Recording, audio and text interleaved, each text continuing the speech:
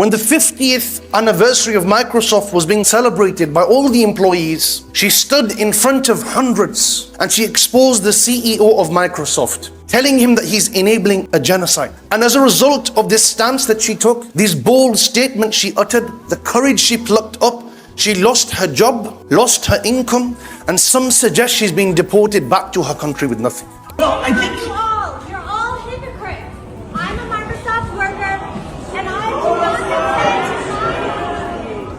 to 50,000 Palestinians because I have been murdered. What drove her to make this sacrifice? And what's the sacrifice me and you are going to make when listening to these news, these pieces of information being circulated throughout the news? Do we listen, say subhanallah, and continue with our day-to-day lives? Or do we make some sort of transformative change? Because that's what this fear should give birth to. A change in mindset, a change in lifestyle. If we're going to work without speaking about the Palestinian plight, then there's huge issues with us. There's a problem with our approach, a problem with our connection to this faith, a problem with our iman. As an imam, I'm standing here speaking about Palestine for months on end. Has anything happened to me? I've got nothing to lose. But it's people like this sister who have everything to lose given where she came from. But still she chose to take that bold stance and speak the truth. And it's these voices that are lacking within our ummah today. Voices have been silenced. Muslims have been fear-mongered because the only thing we're concerned about is our houses. But the suffering of thousands of Muslims throughout the world is dismissed and neglected.